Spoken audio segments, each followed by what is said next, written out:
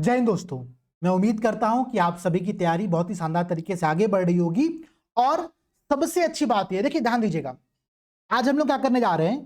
तो जो हमारा सीसी बैच है, जो हमारा सीसेट क्लासेस का बैच है, उस बैच के अंतर्गत हम लोग आज लेक्चर नंबर 1 को कंप्लीट करने जा रहे हैं। ठीक है, और इसी के माध्यम से सीसेट की एक बहुत ही शानदार सीरीज स्टार्ट होगी जो कि आपके एग्जाम तक चलेगी, जहां पर हम लोग हर वीकेंड में एक बहुत अच्छी क्लासेस करने वाले हैं। और उस क्लास के आधार पर हम लोग लगातार 5 दिन डेली 5 क्वेश्चंस की प्रैक्टिस करने जा रहे हैं। ठीक है, तो सीसी बैच है क्या, ये तो आप समझ गए। ध्यान देना कि इस बैच की रिक्वायरमेंट क्यों है।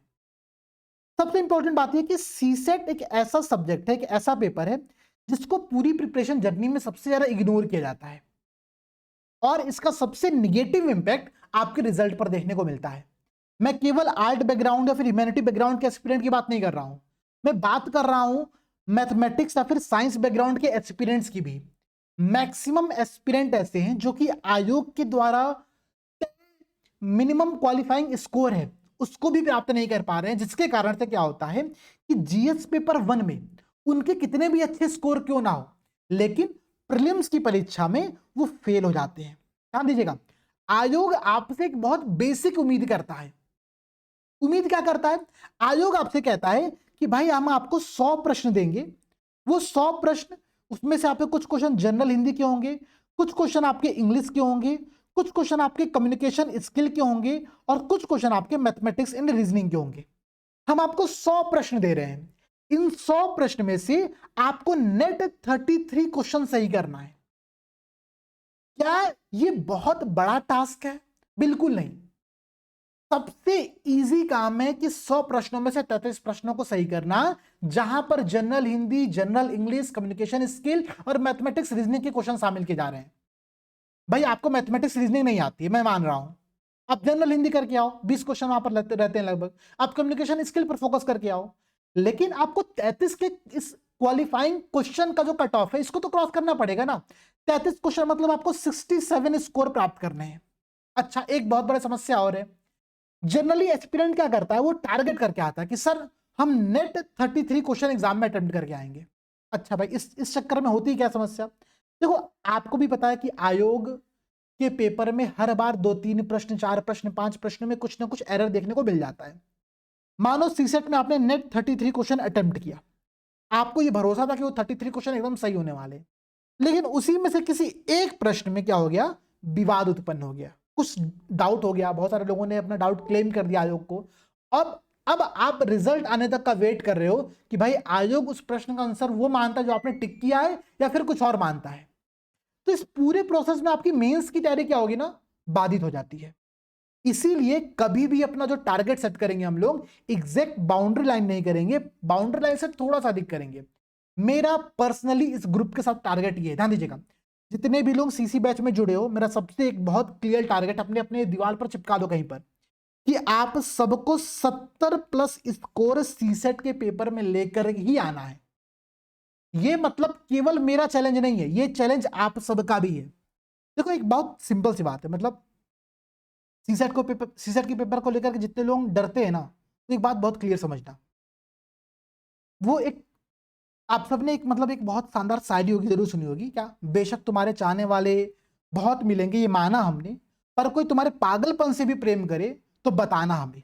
मतलब आयोग की एग्जाम की तैयारी बहुत सारे एस्पिरेंट्स कर रहे हैं, लेकिन आप आयोग के उस पेपर की भी तैयारी करो जो कि पेपर सबको परेशान करता है। भाई वो आपकी एक जिम्मेदारी है, तो आपको तैयारी तो यहां पर करनी पड़ेगी इस पेपर की बहुत अच्छे तरीके से। ठीक है, और हम दोनों लोग मिलकर के पर्सनली टारगेट करते हैं कि 70 प्लस नेट स्कोर आप प्राप्त करोगे, और बहुत इजी है ये, मैं इंश्योर करता हूं कि मेरे साथ मिल करके आप आने वाले 2 महीनों में इतना इजीली प्राप्त कर सकते हो। ठीक है, चलिए स्टार्ट करते हैं आज की इस क्लास को। देखो भाई, आज की इस क्लास में हम लोग 2 इंपॉर्टेंट टॉपिक कवर करने जा रहे हैं। ठीक है, टॉपिक का नाम है एनालॉजी एंड दूसरे का नाम है क्लासिफिकेशन। समस्या पता है आप लोगों को क्या है कि अब एनालॉजी एंड क्लासिफिकेशन रीजनिंग के सबसे इजीएस्ट टॉपिक है, लेकिन समस्या ये मेरे भाई कि आप में से मैक्सिमम एस्पिरेंट ने इन टॉपिक के नाम ही नहीं सुने होंगे। नाम क्यों नहीं सुना? क्योंकि हमने कभी पढ़ने का जहमत उठाया ही नहीं इस टॉपिक को, कि भाई पढ़ना भी पड़ता है इस टॉपिक को।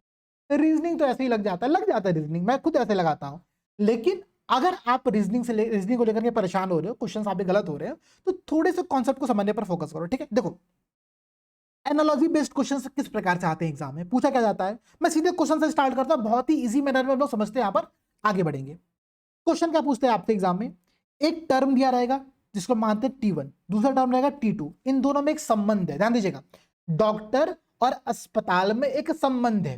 वो संबंध क्या है अभी हम लोग डिस्कस करेंगे, लेकिन उसी संबंध के आधार पर आपको यह बताना है कि जो शिक्षक है उसका संबंध किससे है। ये वो पर्सनल रिलेशन की बात नहीं हो रही है, ठीक है, कि आप रिलेशनशिप ढूंढने लगे कि भाई मेरे घर के बगल में एक डॉक्टर रहता था, उसका रिलेशन उसके साथ चल रहा था, वो काम यहां पर नहीं करना है। प्रश्न ये पूछा गया कि आपको एक लॉजिकल रिलेशन दिया गया है पहले से, ठीक है, सदृश्यता इसको कहते हैं हम लोग, एनालॉजी कहते हैं। उसी रिलेशन के आधार पर आपको सेकंड जो पेयर है टर्म्स का, उसमें रिलेशन को फाइंड आउट करना रहता है और उसका आंसर निकालना रहता है। एनालॉजी बेस्ड जो क्वेश्चंस होते हैं वो 4 प्रकार के होते हैं, ठीक है, ध्यान दीजिएगा। पहला प्रकार क्या होता है कि वर्ल्ड बेस्ड एनालॉजी, शब्द आधारित सदृश्यता होती है, जहां पर इस प्रकार से क्वेश्चन आपको दिए जाते हैं, ठीक है, 4 शब्द दिया रहेगा या फिर 3 शब्द दिया रहेगा, चौथा शब्द आपसे पूछा जाता है। जैसे कि ध्यान समझो भाई, डॉक्टर का संबंध अस्पताल से किस प्रकार है, तो डॉक्टर अस्पताल में काम करता है। सिमिलर उसी रिलेशन के आधार पर, उसी लॉजिकल संबंध के आधार पर आप ये बताओ कि जो टीचर है उसका संबंध किससे है। तो टीचर का संबंध किससे होगा, आप कहोगे सर कोचिंग से, मैं कहूंगा बिल्कुल सही बात है, लेकिन विकल्प देखो, क्या विकल्प में कोचिंग ऑप्शन में है, नहीं है, क्यों, पार्क है, प्रयोगशाला है, विद्यालय है और पुलिस थाना है। तो भाई पुलिस थाना से संबंध कुछ लोग रिसेंट में बना रहे हैं, ठीक है, शिक्षक लोगों का बनाया जा रहा है, क्या कर सकते हैं, मजबूरी है, बट उसको भी साइड करो अभी के लिए। प्रयोगशाला नहीं, साइंटिस्ट का काम है जनरली। पार्क में लोग टहलने जाते हैं, शिक्षक का मतलब नहीं है वहां पर, ठीक है, वहां पर छात्रों की ज्यादा भूमिका होती है। तो भूमिका शिक्षक की कहां पर है, विद्यालय में, ठीक है। तो ध्यान से समझिएगा, जब भी आपसे एनालॉजी में वर्ल्ड बेस्ड प्रश्न हो, तो उन दोनों शब्दों में, जो पहले 2 शब्द दिए गए, उन दोनों शब्दों में एक लॉजिकल रिलेशन ढूंढने का प्रयास करो और उसके आधार पर चौथे टर्म को फाइंड आउट करने पर फोकस करो, ठीक है। एक बेसिक क्वेश्चन तो समझ गए आप लोग। अब ध्यान देना, जरूरी नहीं कि शब्द आधारित जो सदृश्यता है वो इसी प्रकार से पूछी जाए, कुछ और भी प्रकार यहां पर बन सकते हैं जिसमें कुछ जनरल स्टडीज का प्रयोग किया जाता है। जैसे कि मैं आपको एग्जांपल देता हूं, एक क्वेश्चन आप लोग नोट करो, ठीक है, इसका आंसर आप लोग कमेंट सेक्शन में जल्दी से मुझे बताओ। कि क्वेश्चन आप लोगों के लिए कि कोहली, ठीक है, विराट कोहली की मैं बात कर रहा हूं, क्रिकेट, ठीक है, मैं आपको पहले 2 शब्दों का पेयर दे रहा हूं, ठीक है, फिर उसके बाद मैं जो आपको सेकंड पेयर दे रहा हूं उसमें मैं आपसे कह रहा हूं क्या, यहां पर दिव्या देशमुख, ठीक है, दिव्या देशमुख, और इसका संबंध किससे है, ये आपसे पूछा जा रहा है। ध्यान दीजिएगा, क्वेश्चन बहुत इंपॉर्टेंट है। मैंने आपसे कहा कि एनालॉजी बेस्ड क्वेश्चन में हमको सिमिलरिटी ढूंढनी होती है, सदृशता ढूंढनी होती है। जैसे कि आपने क्या ढूंढा कि डॉक्टर अस्पताल में काम करता है, उसी प्रकार से जो शिक्षक है वो कोचिंग या फिर स्कूल में काम करेगा, जो भी आपके ऑप्शन में होगा आप उसको वहां पर टिक करके आगे बढ़ोगे, ठीक है। तो ध्यान देना। अच्छा भाई, प्रश्न यहां पर क्या कह रहा है, कह रहा है कि कोहली का संबंध क्रिकेट से किस प्रकार से है, तो विराट कोहली क्रिकेट खेलते हैं, ठीक है। दिव्या देशमुख का संबंध किससे होगा। अब यहां पर आपका जीएस इंपॉर्टेंट है। अगर आपने देखा होगा रिसेंट में, तो जो वो चेस वर्ल्ड चैंपियनशिप होता है उसमें दिव्या देशमुख जो भारत की है, उन्होंने वहां पर पुरस्कार जीता, ठीक है।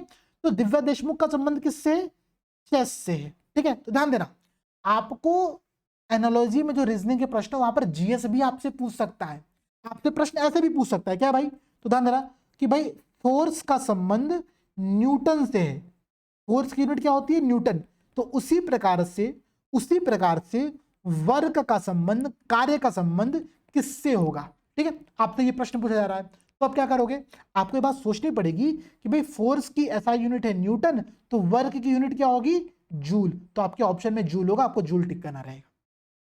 तो एनालॉजी बेस्ड क्वेश्चन इस प्रकार से भी पूछे जाते हैं। अच्छा भाई, पहला प्रकार आपने देखा शब्द आधारित एनालॉजी, ठीक है।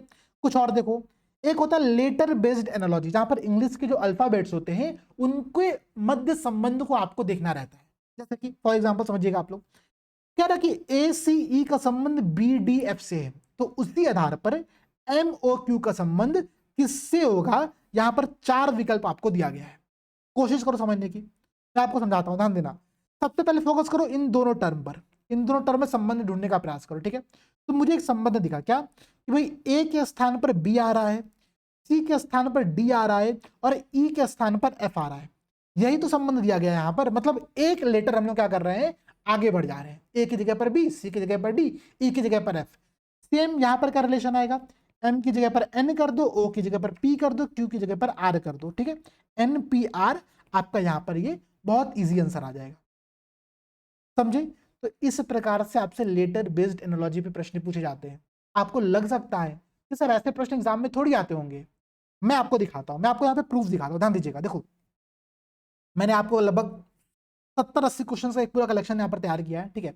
उस कलेक्शन में अगर आप देखोगे तो मैं आपको 2024 के पेपर में कुछ क्वेश्चन दिखाऊं जो कि यूपीपीएसएस ने आपसे पूछा है एनालॉजी या फिर क्लासिफिकेशन बेस्ड टॉपिक से, ठीक है। तो देखो क्या कह रहा है, जिस प्रकार 13 संबंधित है 2190 से, उसी प्रकार 14 संबंधित है किस टर्म से, यहां पर ये पूछा गया है। अभी तक हम लोग क्या देख रहे थे, हम लोग ऐसे देख रहे थे कि 13 का संबंध 2190 से है, तो 14 का संबंध किससे होगा, ये हम लोग इस पैटर्न में देख रहे थे। लेकिन आयोग क्या करता है ना, आयोग इस क्वेश्चन को शब्द के फॉर्मेट में कई बार फ्रेम कर देता है, ठीक है। तो 2024 में इस टॉपिक से प्रश्न पूछा गया। और देखो भाई क्लासिफिकेशन बेस्ड क्वेश्चन में हम लोग आएंगे तो आपको देखो ये क्लासिफिकेशन बेस्ड क्वेश्चन यहां पर दिया गया, ठीक है। फिर देखो जैसे पोस्टर दीवार से संबंधित है वैसे ही फोटोग्राफ किससे संबंधित है। अब ये क्या है, ये वर्ल्ड बेस्ड एनालॉजी है, शब्द आधारित सदृशता का प्रश्न है। इस प्रश्न को फोकस करो, ध्यान समझना आप लोग। क्या रहा है कि भाई पोस्टर, पोस्टर कहां पर लगता है, दीवार पर लगता है, ठीक है। तो पोस्टर का संबंध दीवार से हो गया। वैसे ही फोटोग्राफ कहां पर लगती है, तो फोटोग्राफ कहां पर लगेगी आप लोगों की, फ्रेम में, ठीक है। फोटो फ्रेम में फोटोग्राफ लगती है, तो फोटोग्राफ का संबंध किससे हो गया, फ्रेम से। बहुत अच्छा क्वेश्चन था। 2024 में एनालॉजी पर आपको 2 प्रश्न यहां पर दिख रहे हैं अभी अभी, ठीक है। अच्छा भाई 2022 में देखो आप लोग, 2022 में एनालॉजी के प्रश्न आपको यहां पर ये देखने को मिल जाएगा, ठीक है। आप देखो क्लासिफिकेशन का एक प्रश्न है, और देखो फिर आपका ये एनालॉजी बेस्ड क्वेश्चन दिया गया। मैं आप लोगों को क्वेश्चन दिखाऊंगा, अभी मैं आप लोगों को टॉपिक के रिलेवेंस को समझाने पर फोकस कर रहा हूं, ठीक है। और देखो क्लासिफिकेशन बेस्ड क्वेश्चन है, तो ये सारे क्वेश्चन जो आप लोग देख रहे हो ना, ये सारे क्वेश्चन प्रीवियस ईयर के हैं। और एनालॉजी एंड क्लासिफिकेशन से प्रश्न अच्छे खासे एग्जाम में पूछे जाते हैं, और एक छोटे छोटे एरर के कारण से आप इतने इजी प्रश्नों को गलत करके एग्जाम में आते हैं। इसीलिए मैं कह रहा हूं बार बार, इस बात को बहुत ध्यान से फोकस करो कि कैसे इन प्रश्नों को हल करना है। अच्छा भाई कुछ और समझने का प्रयास करते हैं, ठीक है। अगला क्वेश्चन देखो, एनालॉजी में आपने 2 प्रकार के एग्जांपल देखे। पहला देखा आपने शब्द आधारित एनालॉजी, ठीक है, वर्ल्ड बेस्ड एनालॉजी यहां पर थी, जहां पर आपने क्या देखा था कि डॉक्टर, अस्पताल, शिक्षक, कोचिंग, ठीक है। सिमिलर आपने देखा कि कोहली क्रिकेट तो Divya Deshmukh chess, force Newton तो वर्क आपका जूल। आपने इसी प्रकार से देखा होगा, क्या कहते हैं कि एक क्वेश्चन आता है कि थर्मामीटर टेम्परेचर से संबंधित है, तो आप बताइए एमीटर किससे संबंधित होगा। अब ये जनरल साइंस का क्वेश्चन है, लेकिन आ कहां पर है, रीजनिंग में आ रहा है। तो रीजनिंग क्या है, एक जनरल साइंस ही तो है। तो यहां पर समझो भाई, क्या हमने समझा कि जो थर्मामीटर है वो टेम्परेचर मेजर करने का काम करता है, उसी संबंध के आधार पर जो एमीटर होता है वो इलेक्ट्रिक करंट मेजर करने का प्रयास करता है, ठीक है। तो इसका संबंध यहां पर आप लोगों को इस प्रकार से दिख जाएगा। वर्ल्ड बेस्ड आपने पहले देखा, दूसरा आपने क्या देखा, लेटर बेस्ड एनालॉजी। देखो लेटर बेस्ड एनालॉजी का सबसे सिंपल कॉन्सेप्ट ये समझो, कभी भी आपसे अगर इंग्लिश के अल्फाबेट पर प्रश्न पूछे तो आपको एक बहुत बेसिक काम करना है। क्या, अगर आपको सारे अल्फाबेट्स की पोजीशंस याद है, जैसे कि ए की वैल्यू 1, बी की वैल्यू 2, सी की 3, डी की 4, अगर आपको ये याद है जेड तक तब तो अच्छी बात। अगर नहीं याद है तो मुश्किल से 30 सेकंड का समय लगेगा, आप ए से लेकर के जेड तक के पूरे अल्फाबेट्स को लिख लो और उनके आगे जो उनकी पोजीशन की रैंकिंग है उसको नोट कर लो। इस आधार पर आपके एग्जाम पेपर में कम से कम 2 से 3 प्रश्न सही हो जाएंगे। ये सिंपल सी बात होती है। हालांकि अभी हम लोग आगे याद करेंगे कि किस प्रकार से अल्फाबेट की पोजीशंस याद किए जाते हैं और कैसे उनको रिकॉल किया जाता है बार बार, तो वो हम देखने वाले। बट अगर कुछ ना समझ में आए तो ये एक बेसिक टास्क है जो कि आप लोगों को करना रहता है, ठीक है। थर्ड टाइप देखो, नंबर बेस्ड एनालॉजी, ठीक है। क्या कह रहा है भाई क्वेश्चन, 4 का संबंध 16 से है, तो 6 का संबंध किससे होगा। अब ध्यान से समझिएगा, मैं बहुत सिंपल बात समझा रहा हूं, ऑप्शन को भी छोड़ो, आप लोग क्वेश्चन पर फोकस करो। आपको बहुत सिंपल सी बात पता है कि भाई 4 का स्क्वायर करने पर 16 आता है, ठीक है।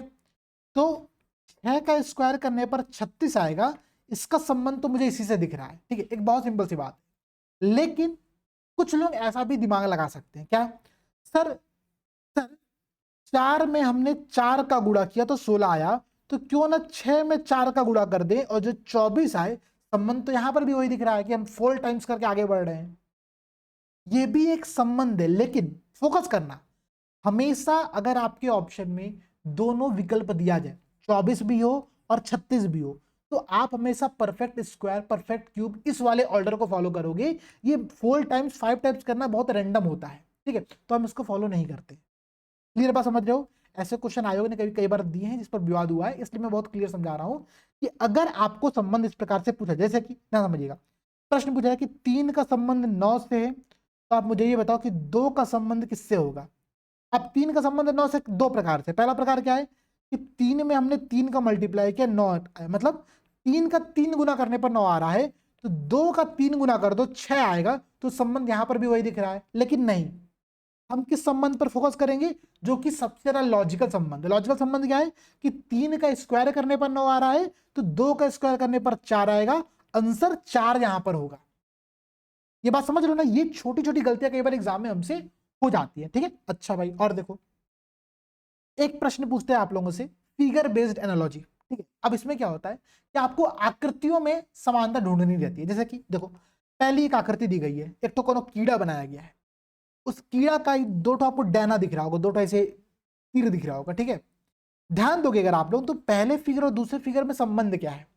तो पहली बात, वो डैना जो है वो 180 डिग्री घूम चुका है, मतलब यहां पर डैना नीचे था, यहां पर डैना ऊपर है। तो एक तो बहुत सिंपल सी बात आप लोग समझ रहे हो।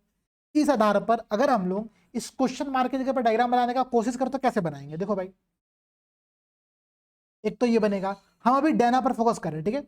डैना यहां पर है, तो डैना शिफ्ट होकर के इस साइड आ जाएगा, ठीक है, मतलब डैना आप लोगों का यहां पर ये बनेगा, ठीक है। तो भाई देखो, आपका विकल्प या तो थर्ड सही होगा या तो फोर्थ सही होगा, फर्स्ट और सेकंड तो हो ही नहीं सकता। ये बात समझ में आ रही है? अच्छा भाई, चलो, हम एक सिमिलरिटी तो हमने यहाँ पर ढूंढ लिया।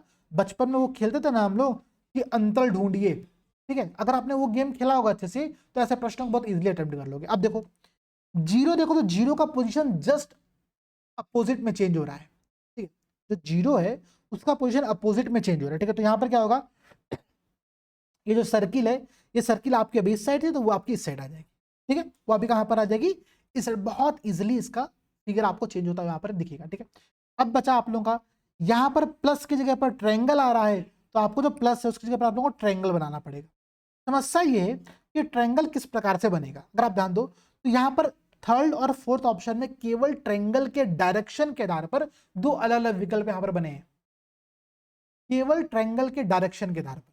तो ध्यान दीजिएगा, जो ये फिगर था, इस फिगर में जो ट्रायंगल का डायरेक्शन है, जो अपवर्ड नुकीला फोर्स है, वो डैना की तरफ बनाया गया है, ठीक है, जो उसके दो ऐसे पंख बने ना उसकी तरफ बनाया गया है, ठीक है। तो इसी आधार पर इस वाले क्वेश्चन में हम लोग क्या करेंगे, जो हमारा यहाँ पर डैना बनेगा वो इस प्रकार से बनेगा, ठीक है, समझ रहे हो। तो आंसर क्या होगा आप लोगों का, फोर्थ विकल्प यहाँ पर सबसे सिंपल और सबसे इजी आंसर यहाँ पर देखने को मिल जाएगा। तो कई बार एनालॉजी के प्रश्न इस प्रकार से भी आपके एग्जाम में पूछे जाते हैं। बात समझ में आ रही है? इजी क्वेश्चन है, इजी टॉपिक्स है, हम लोग क्वेश्चंस की प्रैक्टिस करने वाला भी बहुत अच्छे खासे क्वेश्चन की प्रैक्टिस करेंगे, निश्चिंत रहो। कुछ और देखो यहाँ पर, जैसे कि मानो एक दिया गया संबंध आपका इस प्रकार का एक एरो बना है, ठीक है, इसका संबंध दिया गया किससे, इससे। आपसे पूछ ये रहा है कि इसका संबंध किससे होगा, यहाँ पर क्या आएगा। तो बहुत सिंपल सी बात है, आप देखो तो 180 डिग्री ये तीर घूम रहा है, ठीक है, तो भाई ये भी तीर क्या होगा, जस्ट 180 डिग्री घूमेगा, इस प्रकार से बनेगा, ये आपका इसका सही आंसर आ जाएगा, ठीक है। और देखो भाई, मानो ट्रायंगल का संबंध, ठीक है, स्क्वायर से है, तो ये आपका जो पंचभुज है, पेंटागन है, ठीक है, इसका संबंध किससे होगा। तो भाई आप देखो ना, यहाँ पर 3 साइड थे, यहाँ पर 4 हो गए, यहाँ पर 5 साइड होंगे तो यहाँ पर 6 हो जाएंगे। तो पेंटागन का संबंध हेक्सागन से होगा, सिंपल सी बात है, एक आप यहाँ पर चतुर्भुज बना दीजिए, आपका आंसर क्लियर हो जाएगा, ठीक है। तो ऐसे बेसिक फिगर बेस्ड क्वेश्चन भी आपसे एग्जाम में पूछे जाने वाले हैं। तो इन क्वेश्चंस की भी प्रैक्टिस हम लोग आज की क्लास में करने वाला। देखो एनालॉजी का पूरा गेम क्या है, आप समझने का प्रयास करो। एनालॉजी का पूरा गेम ये है कि आपको एक संबंध पहले से दिया रहेगा, उस संबंध के आधार पर आपको जो दो अलग टर्म्स है, जिसमें से एक टर्म आपको पता होगा, एक टर्म आपको बताना होगा, उसकी पहचान करनी होगी। संबंध लॉजिकल होना चाहिए, संबंध तार्किक होना चाहिए, ये बहुत जरूरी बात है। तार्किक संबंध कैसे, जैसे या तो वो अगर नंबर की हम लोग बात करें तो परफेक्ट स्क्वायर है, परफेक्ट क्यूब है, कुछ स्पेसिफिक नंबर का मल्टीपल हो रहा है, कुछ स्पेसिफिक नंबर का डिवीजन हो रहा है, कुछ स्पेसिफिक नंबर लगातार ऐड किए जा रहे हैं, कुछ स्पेसिफिक नंबर घटाए जा रहे हैं, या फिर अगर मानो शब्द आधारित है तो उन शब्दों में क्या संबंध देखने को मिल रहा है, ठीक है। उसके आधार पर हम लोग क्या करते हैं, एनालॉजी के क्वेश्चंस को सॉल्व करते हैं। क्लियर है, बात समझ गए आप लोग। एनालॉजी का बहुत सिंपल टॉपिक क्लियर हो गया। क्वेश्चन की प्रैक्टिस अभी करेंगे। और देखो दूसरा टॉपिक देखो, कह रहा क्लासिफिकेशन, वर्गीकरण जो टॉपिक है ये भी वही है। इसमें भी आपको करना क्या पता है, सिमिलैरिटी ढूंढनी है, समानता पहचाननी है। जैसे कि उसमें क्या था कि दो टर्म के मध्य में संबंध था, अलग दो पेयर में संबंध ढूंढना था। यहां पर क्या कह रहा है कि यहां पर आपको एक समूह दिया जाएगा, कुछ वस्तुओं का, कुछ शब्दों का, कुछ एक कलेक्शंस होगा। उन कलेक्शंस में से जो ऑड वन है, जो विषम है, जो असंगत है, उसको पहचानना, उसको वर्गीकृत करना, उसको अलग करना है। यही काम यहां पर दिया गया। जैसे कि सिंपल समझना, मानो आपको, ठीक है, आपको दाल के पूरे पैकेट में आपको एक तो काजू डाल दिया गया और आपसे कहा जाए इसको क्लासिफाइड करो, तो बहुत सिंपल सी बात है ना, आप काजू को हटा करके अलग कर दोगे। तो ये काजू दाल के साथ मैच थोड़ी कर रहा है, इसी को कहते हैं क्लासिफिकेशन। आपको क्या किया गया, आपको दो तरह की मिठाई दी गई, एक दिया गया आपको रसगुल्ला और एक आपको दे दिया गया क्या कहते हैं कि समोसा, एक दे दिया गया गुलाब जामुन, एक दे दिया गया छेना। इन चारों में से आपको अलग अलग चीजें पहचान, अलग करना है किसी एक चीज को, इसको अलग करोगे, समोसा को अलग करोगे। क्यों कि भाई बाकी तीन मिठाइयां, एक समोसा आपका है जो कि स्नैक्स में आ जाएगा, वो अलग आ जाएगा, तो उसको साइड कर दो। सिंपल सी बात है, ठीक है। तो क्लासिफिकेशन यही काम करता है। ये भी चार प्रकार का होता है, शब्द आधारित, लेटर आधारित, संख्या आधारित और फिगर आधारित, ठीक है। वही चार प्रकार यहां पर भी होते हैं।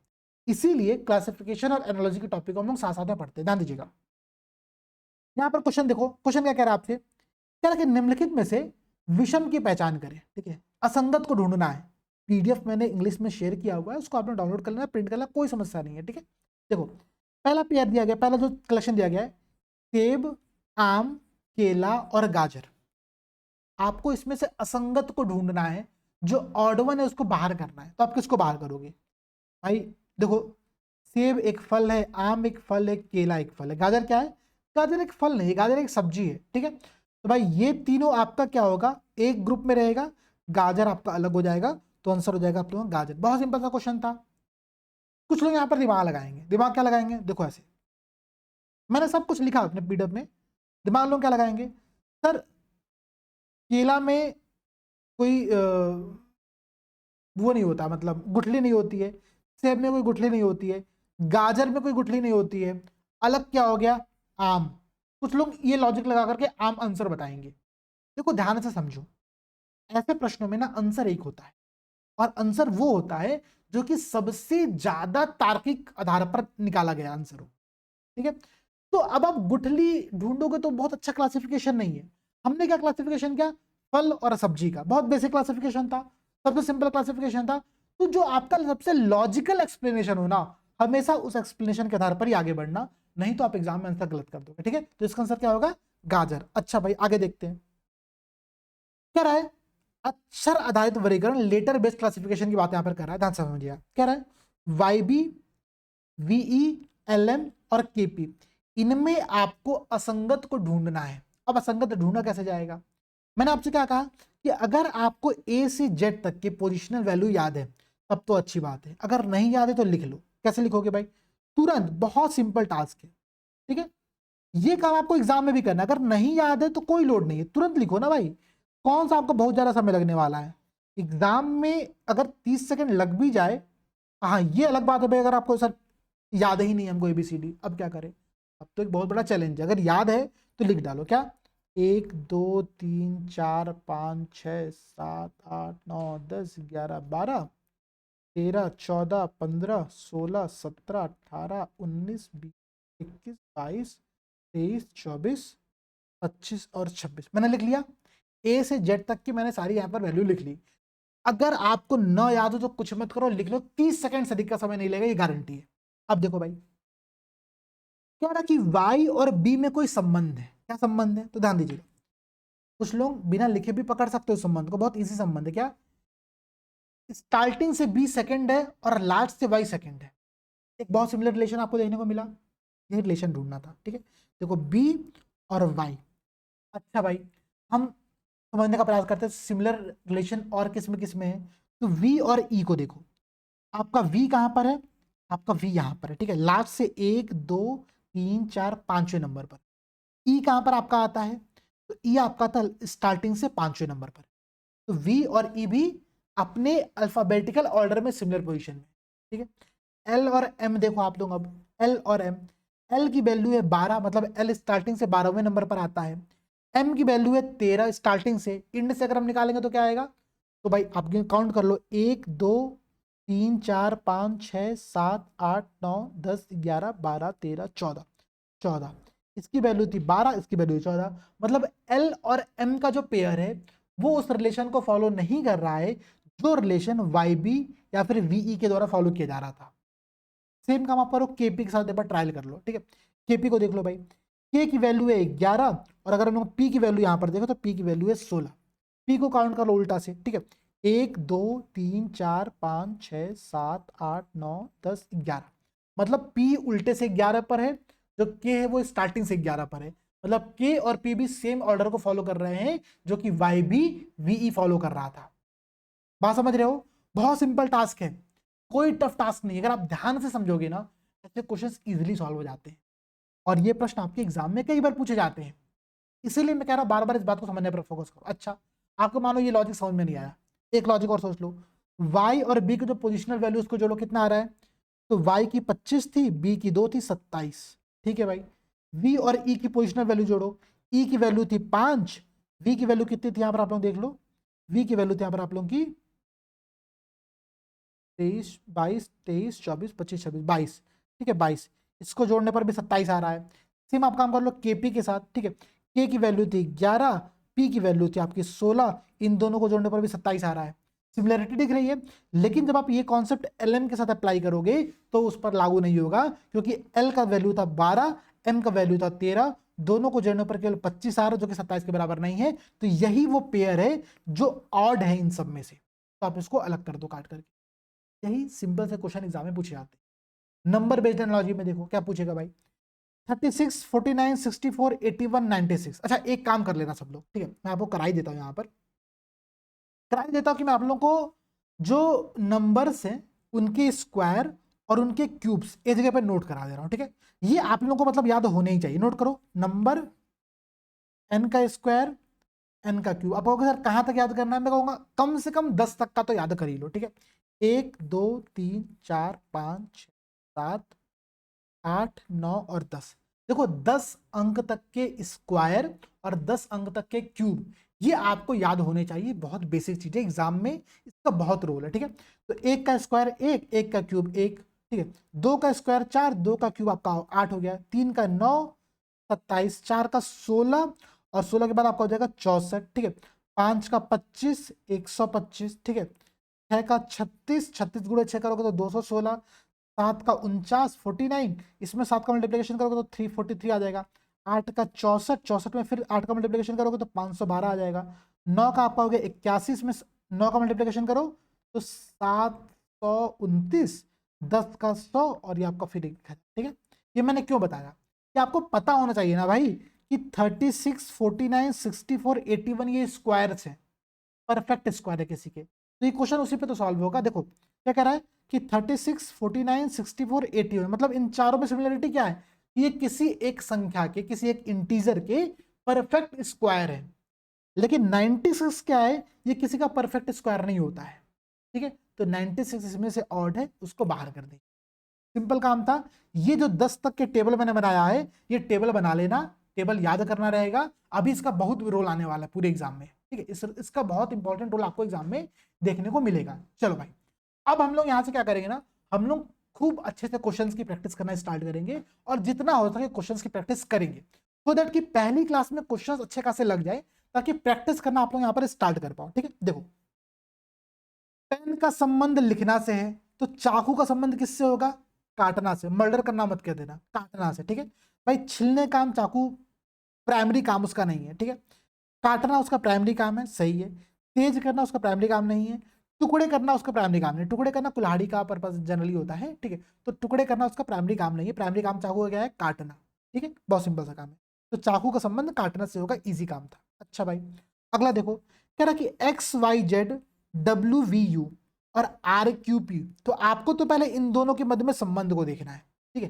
कि डब्ल्यू एक्स और ये जो संबंध है, संबंध कैसे है, ठीक है। मैं एक काम करता हूँ, लिखो आप लोग यहाँ पर क्या, U V W X Y Z, जरूरी नहीं है कि आप पूरा ए से जेड तक लिखो जबरदस्ती का, जब आप काम शॉर्ट में जाता है तो शॉर्ट में लिखो, ठीक है। अब देखो संबंध क्या कह रहा है, कह रहा कि x की जगह पर w आ गया, ठीक है, मतलब x की जगह पर w, एक पोजीशन हम पहले चले गए, ठीक है, मतलब पहले वाले में हम -1 पोजीशन पर जा रहे हैं, x की जगह पर w लिख रहे हैं। अच्छा भाई, y की जगह पर क्या लिख रहे हैं, v, तो y की जगह पर v मतलब हम लोग -1 -2 -3 पोजीशन पर जा रहे हैं।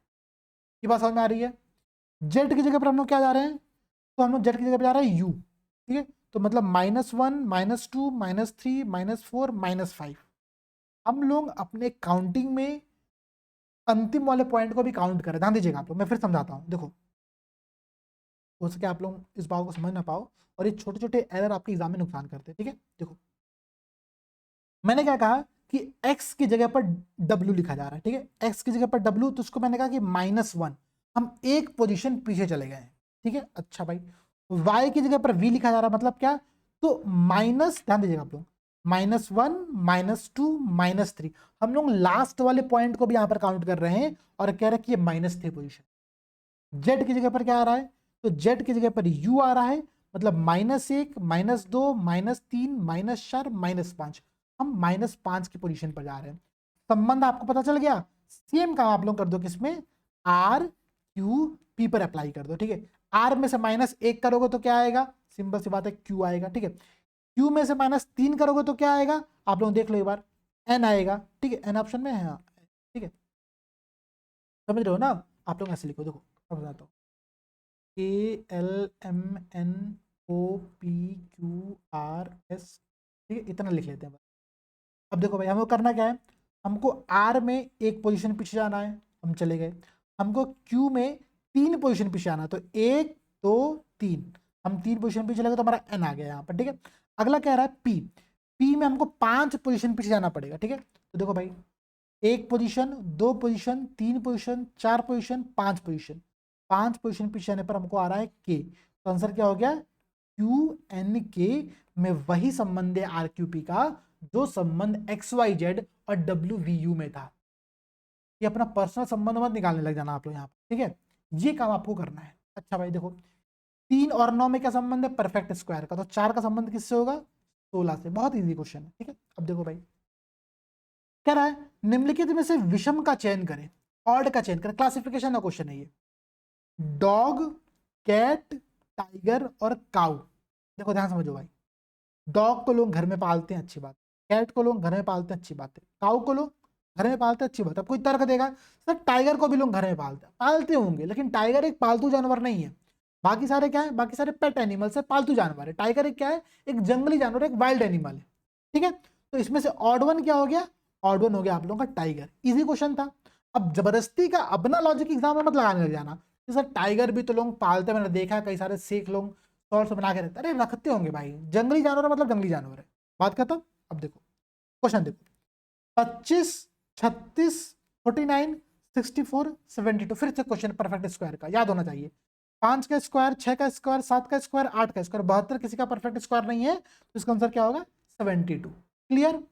ऑड वन को फाइंड आउट करना था हम लोगों को, ठीक है। अब देखो, कह कि डॉक्टर का संबंध पेशेंट से है, उसी प्रकार से लॉयर का संबंध किससे है, 4 विकल्प है, कोर्ट से ना, अगर ध्यान दीजिएगा, अगर यहां पर पेशेंट की जगह पर हॉस्पिटल होता, ठीक है, तो डॉक्टर हॉस्पिटल में काम करता है, लॉयर कहां पर काम करता है, कोर्ट में, ठीक है, कोर्ट में। सिंपल सी बात, आपने वो देखा होगा क्रिमिनल जस्टिस वाला पूरा कोर्ट वाला का जो कॉन्सेप्ट है, ठीक है। तो लॉयर कोर्ट में काम करता है, अगर पेशेंट की जगह पर हॉस्पिटल होता तो इसका आंसर क्या होता, कोर्ट। लेकिन पेशेंट है, तो अब पेशेंट क्यों है, तो डॉक्टर और पेशेंट के मध्य संबंध क्या है, डॉक्टर पेशेंट का काम करता है, सिमिलर वे में जो लॉयर है, जो वकील है, वो अपने क्लाइंट का काम करता है, ठीक है। तो जो उसके वादी होते हैं, जो उसके क्लाइंट होते हैं, उसका वो काम कर रहा होता है, तो क्लाइंट क्या हो गया आप उसका यहाँ पर सही संबंध हो गया। अच्छा भाई, सन का संबंध दिन से है, तो चांद का संबंध किससे होगा,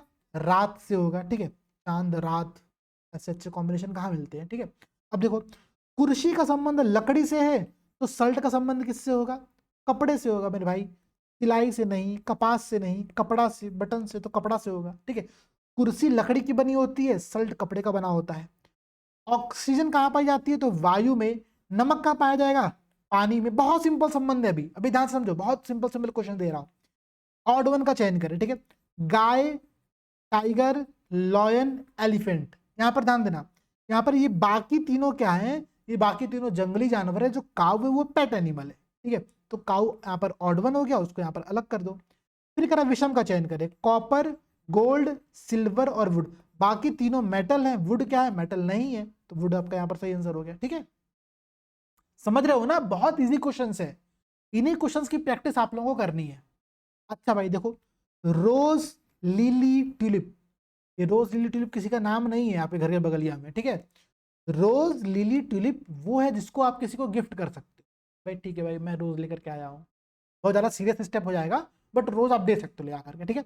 तो रोज लिली ट्यूलिप तीनों फ्लावर है। मैंगो क्या है, एक फल है, ऑड वन है, तो मैंगो को छाट दो यहाँ पर, ठीक है। अच्छा और देखो भाई, circle, square, triangle, orange. Circle, square और ट्रायंगल तो क्या है, ये तीनों एक एक ज्योमेट्रिक डिजाइन है, ठीक है। भाई सर्किल हो गया, स्क्वायर हो गया, ट्रायंगल हो गया। ऑरेंज क्या है, ऑरेंज को अगर रंग मानोगे तो कलर है, अगर फल मानोगे तो फल है, तो वो किसी भी प्रकार से जो फिट नहीं बैठता है, ठीक है। तो ऑरेंज आपको ऑड वन, इसको बाहर कर दो, ठीक है। अब देखो, जनवरी, मार्च, अप्रैल, दिसंबर, ध्यान दीजिएगा। जनवरी में 31 डेज होते हैं, मार्च में 31 डेज होते हैं, दिसंबर में 31 डेज होते हैं, अप्रैल में कितने होते हैं, 30 डेज। तो अप्रैल क्या हो गया, ऑड वन हो गया। अप्रैल को यहाँ पर क्या करो, बाहर भगा दो कि भाग यहाँ से, ठीक है। अब देखो, दो का संबंध चार से, मतलब दो का स्क्वायर चार हो रहा है। तीन का संबंध किससे होगा, तो 9 से होगा, इजी क्वेश्चन था। अच्छा भाई, पांच का संबंध 125 से, अब 125 से संबंध कैसे आ रहा है, तो पांच का क्यूब करो, पांच, 5 इंटू 5 25, 25 में 5 को मल्टीप्लाई करें तो 125 आएगा। इसका मतलब है कि 7 का क्यूब जो होगा वो यहाँ पर हमको लिखना है, अब याद होना चाहिए। तो कितना होता है, 49 गुणे 7, 343 होता है। टिक कर दो यहाँ पर इजली, ठीक है, समझ गए। अब देखो, कह रहा कि ऑड वन का चयन करें, 6, 12, 18, 24, 31। अभी तक आपने मैथमेटिक्स के जितने भी क्लासिफिकेशन के क्वेश्चन देखे थे, आपने वहां पर हर जगह पे परफेक्ट स्क्वायर फिर परफेक्ट क्यूब देखा था। अब ये समझो, इस क्वेश्चन में ना तो परफेक्ट स्क्वायर बन रहा है ना तो परफेक्ट क्यूब बन रहा है, तो है क्या ये, ध्यान दीजिएगा।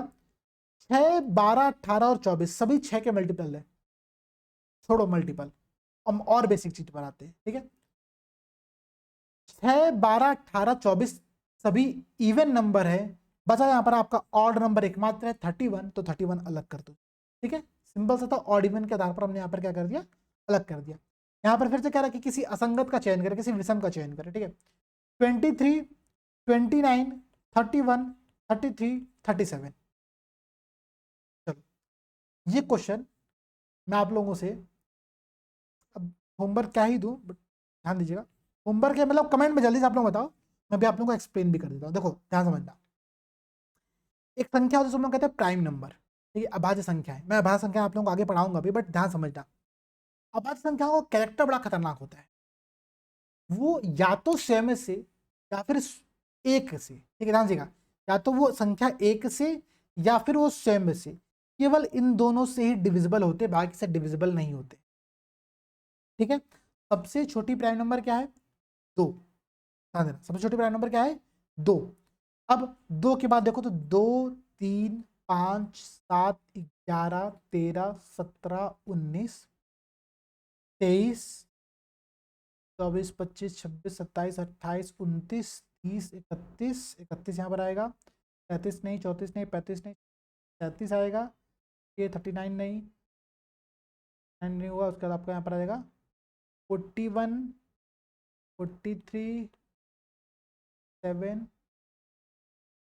अब जो क्वेश्चन क्या कह रहा है, क्वेश्चन में 29 है, ध्यान दीजिएगा, 29, 29 क्या है, आपका एक प्राइम नंबर। 31 है, 31 क्या है, आपका एक प्राइम नंबर। 33 क्या है, 33 प्राइम नंबर है, नहीं, ये 3 से डिविजिबल है मेरे भाई, ये 11 से भी डिविजिबल है, तो ये प्राइम नंबर तो है ही नहीं। बचा 37, 37 देखो वो भी आपका एक प्राइम नंबर है। तो केवल 33 को अगर हम हटा दें तो बाकी सभी यहाँ पर एक प्राइम नंबर दिए गए, तो 33 क्या होगा आपका यहाँ पर सही आंसर होगा, ठीक है। क्वेश्चंस का लेवल धीरे धीरे टफ हो रहा है, धीरे धीरे हम लोग आगे बढ़ेंगे टफ करते हुए, इजिली टफ करेंगे तो क्वेश्चंस आपके लग जाएंगे, ठीक है, ध्यान देना। फिर देखो 144, 169, 196, 225 और 250, इसमें से ऑड वन सेलेक्ट करना है। मैंने आपको 10 तक के स्क्वायर और क्यूब याद कराए थे, लेकिन अब देखो जरूरी है कि 11 का स्क्वायर 121 होता है, 12 का स्क्वायर 144 होता है, 13 का स्क्वायर 169 होता है, 14 का स्क्वायर 196 होता है, 15 का स्क्वायर 225 होता है। इतना तो पता हो आपको, ठीक है। मतलब क्या कि ये 144, 169, 196, 225 ये सभी परफेक्ट स्क्वायर दिए गए हैं। जरूरी थोड़ी है कि हर बार 2, 4, 9 और 27 यही दिया रहेगा।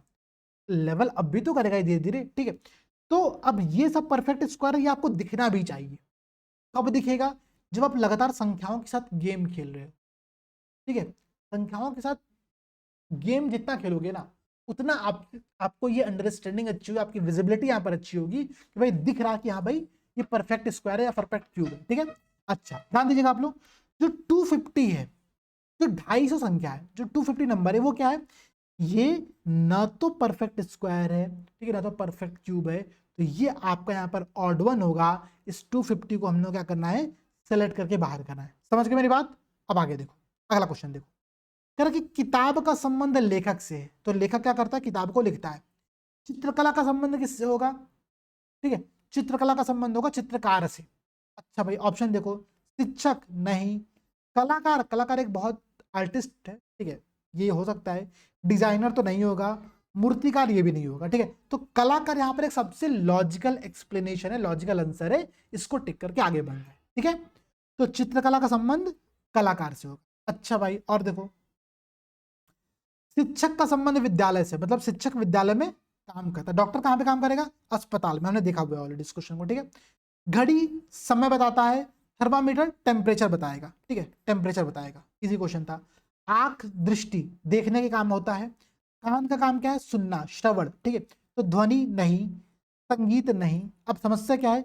लिसनिंग और हियरिंग में हम कंफ्यूज है। ध्यान दीजिएगा, मैंने पहले जब इसका आंसर लिखा था, हिंदी में कर रहा था, तो मैंने इसको श्रवण किया, फिर मैंने कहा इसको भी तो हम श्रवण ही लिखेंगे, सुनना ही लिखेंगे, क्या लिखा जाए, इन दोनों में अंतर क्या है? देखो एक बहुत क्लियर समझना है यहाँ पर, लिसनिंग और हियरिंग जो दो टर्म है ना, इन दोनों टर्म में बहुत बहुत बड़ा डिफरेंस है। डिफरेंस क्या है? हो सकता हो कि आप मेरी इस क्लास को सुन रहे हो, लेकिन क्या आप मेरी क्लास को एक्टिव सुन रहे हो? आप जागृत हो? आप में से बहुत सारे लोग कुछ तो बक रहा है ये बैठ करके, यहाँ फालतू का ज्ञान दे रहा है, कुछ लोग इस मोड में होंगे, ठीक है। ध्यान दीजिएगा, आपको हमेशा एक्टिव लिसनिंग मोड में नहीं रह सकते हो। तो लिसनिंग एक ऐसा टर्म है ना जिस बात को एक्सप्लेन करता है कि आप सक्रिय रूप से किसी की बात को सुन रहे हो। हियरिंग मतलब केवल सुनना होता है, ठीक है। तो कान का काम क्या है? सुनना। एक्टिव लिसनिंग के लिए आपके माइंड को भी जागृत होने की आवश्यकता वहां पर होती है। तो क्लास में ऐसा नहीं ना है जो कि बस सुन रहा है, टपक चुके, आधे लोग सोच चुके हैं सर नींद आ गया था थोड़ा सा 15 मिनट का बीच में, बहुत अच्छा सुना रहे थे आप। इतनी भी अच्छी मेरी आवाज़ नहीं है मेरे भाई। अगर नींद आ रहा है इसका मतलब ये है कि आप अपने उद्देश्य भटक रहे हो, ठीक है, ध्यान दीजिएगा। गाड़ी में पड़ता है पेट्रोल, मनुष्य में पड़ता है भोजन। मतलब गाड़ी पेट्रोल से एनर्जी लेती है, मनुष्य भोजन से एनर्जी लेता है, सिंपल सी बात है। आम एक फल है, आलू एक सब्जी है, कोई मतलब इसमें कुछ समस्या ही नहीं है। लोहा में जंग लगता है, लकड़ी किससे खराब होगी? तो देखो भाई जल से हो सकता है, और भी देखते हैं, ऑप्शन देखते हैं पहले। आग, दीमक, दीमक सबसे अच्छा विकल्प है, ठीक है, कि लोहे में जंग लगता है, लकड़ी में दीमक लगता है, ठीक है। भूख किसकी कमी से होता है? तो भोजन की कमी से। निर्जलीकरण किसकी कमी से होता है? तो पानी की कमी से। डिहाइड्रेशन की बात यहाँ पर कर रहा है, बहुत सिंपल क्वेश्चन है। सेना में होते हैं सैनिक, विद्यालय में होते हैं कौन? शिक्षक नहीं, प्रधानाचार्य नहीं, छात्र। ध्यान देना, सेना का संबंध सैनिक से दर्शाया जा रहा है, मतलब सैनिक जो सेना में जाकर ट्रेनिंग लेते हैं। सेम काम विद्यालय में होता है, विद्यालय में जो होते हैं आपके छात्र जाकर के ट्रेनिंग करते हैं।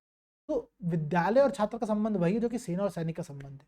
बात समझ रहे हो? अब देखो, बैंक में होता है पैसा, पुस्तकालय में होता है पुस्तकें। इसी क्वेश्चन था। पानी प्यास बुझाता है, भोजन भूख मिटाता है, सिंपल सी बात है। मछली पानी में होती है, पक्षी कहाँ पर होती है? पक्षी जमीन, पानी, आकाश, आकाश में होता है, ठीक है, इजी क्वेश्चन था। सुई सिलाई का काम करती है, कुल्हाड़ी काटने का काम करेगी, ठीक है। मक्खन दूध से बनता है, शहद किससे बनेगा? तो मधुमक्खियों से बनेगा, इजी क्वेश्चन है। हाथ में दस्ताने पहने जाते हैं, पैर में जूता पहना जाता है, ठीक है। आग गर्मी को देता है, बर्फ ठंडक देती है, ठीक है। देखो ये वो क्वेश्चन है ना जो कि बहुत इजीली लग रहे हैं। क्यों लग रहे हैं? क्योंकि हमने एक पैटर्न को पकड़ लिया कि भाई आपको यही काम यहाँ पर करना है, कोई टफ टास्क नहीं है, ठीक है। तो आप सब क्या करो, आप सब ऐसे प्रश्नों की थोड़ी प्रैक्टिस करो, ठीक है। मैं देखो, मैं आपको करा दे रहा हूँ क्वेश्चन नंबर 40 तक, ठीक है। जैसे कि ओडोमीटर, ओडोमीटर डिस्टेंस नापता है। बैरोमीटर क्या नापता है? प्रेशर। अच्छा क्वेश्चन था, पकड़ लिया आपने यहाँ पर। गायक जो सिंगर है वो क्या यूज करता है? माइक्रोफोन। तो लेखक क्या यूज करता है? पेन, जिससे वो लिख रहा होता है। ठीक है, संबंध देखो क्लियर दिख रहा है। सूरज रोशनी देती है, चंद्रमा क्या देता है? शीतलता देता है, ठंडक देती है। ठीक है, अच्छा भाई। ताला, ताला का संबंध चाबी से है, तो प्रश्न का संबंध, क्वेश्चन का संबंध किससे होगा? आंसर से। ठीक है, उत्तर से आंसर संबंध होगा इसका। यहाँ पर इजी क्वेश्चन था। नाव पानी में बहता है, तो हवाई जहाज कहाँ पर रहेगा? हवाई जहाज आपका रहेगा हवा में। ध्यान दीजिएगा, देखो दो चीजें बहुत क्लियर समझना। नाव का संबंध अगर मैंने यहाँ पर समुद्र दिया होता, ठीक है, या फिर हमने नदी दिया होता, ठीक है, तब हवाई जहाज का संबंध हम आकाश मार सकते हैं। ठीक है, लेकिन हमने क्या दिया कि नाव का संबंध पानी से, तो हवाई जहाज का संबंध हवा से। बहुत सिंपल संबंध है। देखो, संबंध हवाई जहाज का आकाश से भी है लेकिन हवा से भी है, बट प्रश्न की जो डिमांड है, प्रश्न में जो दिया गया लॉजिकल रिलेशन है, उसके आधार पर हम यहाँ पर टिक करके करेंगे हवा। ऐसे ही क्वेश्चन एग्जाम में आपको परेशान करें। तो क्वेश्चन 40 तक तो मैंने आपको यहाँ पर सॉल्व करा दिया। क्वेश्चन नंबर 40 के बाद थोड़े से टफ क्वेश्चन स्टार्ट हो रहे हैं। मेरा सजेशन है कि वो टफ क्वेश्चंस आप लोग प्रैक्टिस करो खुद से एक बार। ठीक है, ये टफ क्वेश्चंस लगाओगे आप लोग, प्लस उसके साथ साथ क्वेश्चन नंबर 53 से लेकर के क्वेश्चन नंबर 65, ध्यान देगा, इसके मैंने आपको आंसर इस आंसर बुकलेट में आपकी स्पीडअप में नहीं दिया है। तो क्वेश्चन नंबर, नोट कर दो बात को आप लोग, क्वेश्चन नंबर 53 से क्वेश्चन नंबर 65, इससे पहले के सारे आंसर आपको यहाँ पर मिल जाएंगे। देखो सारे आंसर यहाँ पर आपको मिल जाएंगे, अच्छे से मैंने स्ट्रक्चर में करके रखा हुआ है। ठीक है, लेकिन क्वेश्चन नंबर 53 से 65 तक के मैंने आंसर नहीं दिया। आंसर इसलिए नहीं दिया है, मेरा पर्पस ये था कि मैं आपसे इसका आंसर चाहता हूं। तो सब लोग कमेंट सेक्शन में, ठीक है, चलो कमेंट सेक्शन छोड़ो, बहुत गड़बड़ जगह हो जाती है वहां पे, मैं देख नहीं पाता हूं। जो हमारा पीसेस अभ्यास का फैमिली ग्रुप है, इसका लिंक मैं आप लोगों को टेलीग्राम पर इस वीडियो के कमेंट सेक्शन में भी शेयर कर दूंगा। पीसेस अभ्यास का हमारा टेलीग्राम ग्रुप है, वहां पर सब लोग जुड़ जाओ, पीसेस अभ्यास फैमिली नाम से। ठीक है, वहीं पर सबको क्वेश्चन नंबर 53 से लेकर के 65 तक का उनका जो आंसर है वो कमेंट करना, ताकि मैं भी तो देख पाऊं कि आप सही आंसर बता रहे हो कि नहीं, कि बस आपने आंसर बुकलेट देख लिया वहां से आंसर टिक कर दे, नहीं। तो ये क्वेश्चन आप लोगों को सॉल्व करने हैं, इसके आंसर आप लोगों को आंसर बुकलेट में इस टेलीग्राम चैनल पर जाकर के कमेंट में देना है। ठीक है, काम समझ में आ गया आप लोगों को? क्लास समझ में आ गई? पहला क्लास था, इजी क्लास था, अच्छे क्वेश्चंस थे, अच्छे क्वेश्चंस की प्रैक्टिस हमने यहाँ पर की है। मेरा टास्क ये है कि मैं आप लोगों को लगातार क्वेश्चंस की प्रैक्टिस के माध्यम से ये सारे टॉपिक्स की प्रैक्टिस अच्छे से कराऊंगा। ठीक है, अगली क्लास हमारी जो होगी वो कोडिंग डिकोडिंग की होगी, और कोडिंग डिकोडिंग को बहुत ही अच्छे तरीके से समझने पर फोकस करेंगे। मैक्सिमम नंबर ऑफ क्वेश्चंस के हम लोग प्रैक्टिस करने वाले हैं। तो जितने भी लोग अभी तक किसी बैच से नहीं जुड़े हो, जुड़ जाओ टाइम से, किसी बैच को प्रॉपर यूटिलाइज करने पर फोकस करो कि कैसे आप इसको यूटिलाइज कर सकते हो, कैसे आप इसके क्वेश्चंस की प्रैक्टिस कर सकते हो। ठीक है, और ये आपके एग्जाम में कैसे हेल्प कर सकता है। प्लस सीसी बैच को लेकर आपका कोई भी सजेशन होगा, कोई भी आपके कमेंट्स होंगे, वीडियो के कमेंट सेक्शन में जरूर ड्रॉप करिएगा। मैं आपसे जरूर मिलता रहूंगा, जरूर जुड़ता रहूंगा। सभी को all the best and let's start this complete journey.